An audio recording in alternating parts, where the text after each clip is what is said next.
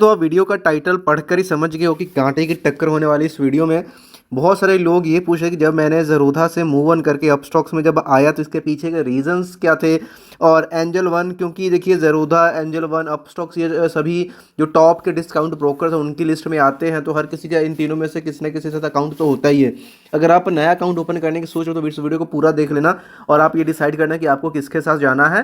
तो सबसे पहले चीज़ देखिए, यहाँ पे अपस्टॉक्स, एंजल वन, ज़रोधा, तीनों जो टॉप के ब्रोकर्स हैं इनको कंपेयर करने वाले हैं। सबसे पहले यहाँ पे हम चलेंगे इनके चार्जेस को लेकर के। चार्जेस बहुत इंपॉर्टेंट है, जिसमें अकाउंट ओपनिंग के चार्जेस आ जाएंगे, प्लस इसमें ब्रोकरेजेस कितनी लगती हैं, क्योंकि ब्रोकरेज ही है जो कि स्पेशली जो रिटेल इन्वेस्टर जिनके पास मार्जिन कम है, जिनके पास फंड कम है, छोटे छोटे प्रॉफिट जिन्होंने करने होते हैं, तो कई बार उनका ऐसा होता है प्रॉफिट से ज़्यादा उनकी ब्रोकरेज चली जाती है। तो इन चीज़ों से वो कैसे बचेंगे।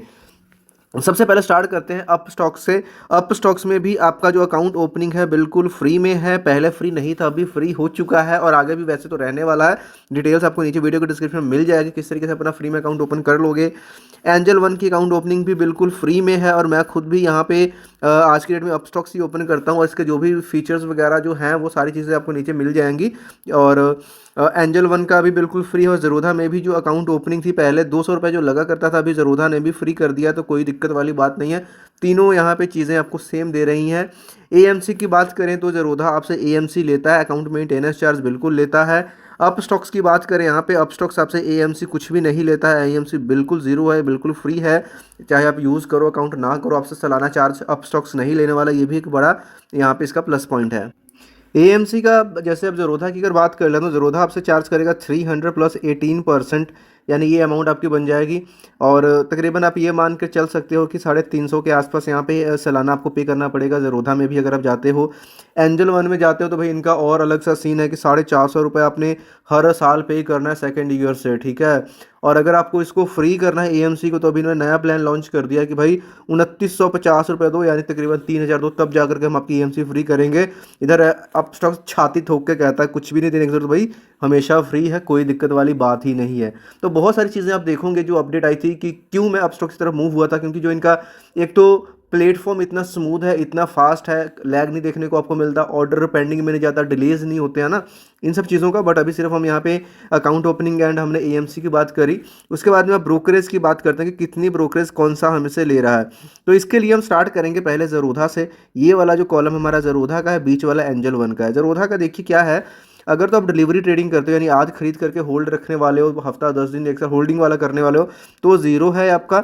और अगर आप इंट्राडे ट्रेडिंग कर रहे हो, तो इंट्राडे ट्रेडिंग या फिर फ्यूचर्स में काम कर रहे हो, तो कितना है, वो है आपका ₹20 और 0.03%, विच एवर इज़ लोअर। यानी कि अगर कोई छोटी अमाउंट से इंट्राडे ट्रेडिंग कर रहा है, फ्यूचर्स में काम कर रहा है, तो उसके ऊपर ये वैल्यू लगेगी। अगर कोई बड़ी अमाउंट इन लैक्स में डील कर रहा है तो भी यहाँ पे मैक्सिमम ₹20 लगने वाले हैं इंट्राडे के लिए।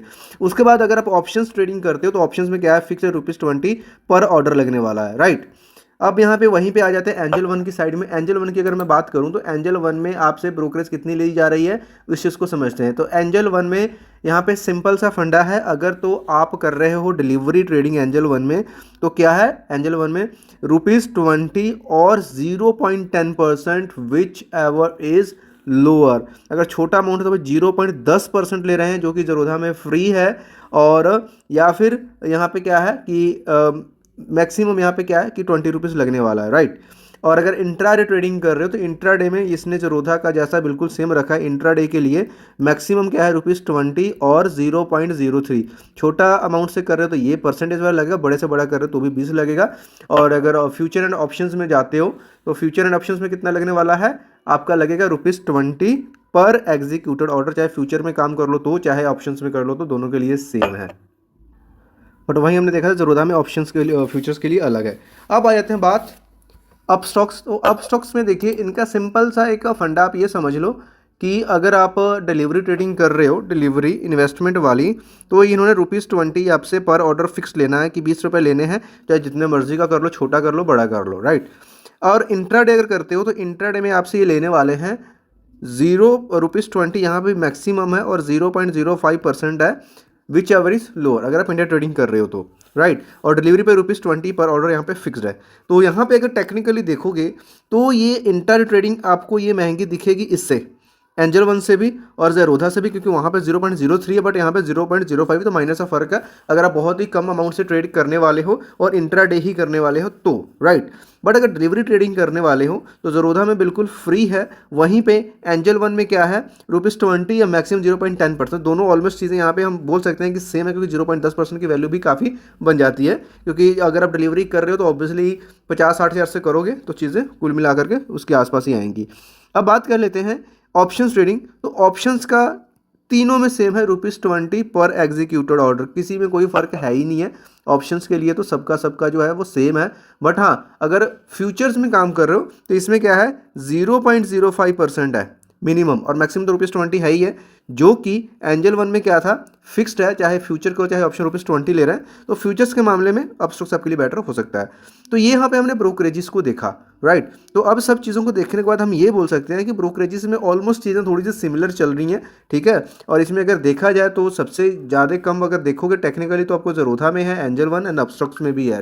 बट यहाँ पे ब्रोकरेजेस के अलावा अगर आप देखते हो एएमसी है, तो उसको अगर कंपैरेटिवली अगर इधर 0.03 लग रहा है, छोटे अमाउंट वालों के लिए बात कर रहा हूँ, और इधर 0.05 लग रहा है, तो इसको अगर आप 2-3 लाख की वैल्यू से इसको अगर देखोगे, जो 0.02% का फ़र्क है ना, तो यहाँ पे जो आप एएमसी देने वाले हो ना दोनों में, उससे कहीं ज़्यादा कम बैठने वाला है। तो भाई उससे कई गुना ज़्यादा आप यहाँ पे एएमसी दोनों में पे करने वाले हो, ठीक है। और अगर आप बड़े ट्रेडर हो भाई, फिर तो फ़र्क है किसी में कोई नहीं है, मैक्सिमम ₹20 लगने वाला है। अब इन चीज़ों को हमने देखा।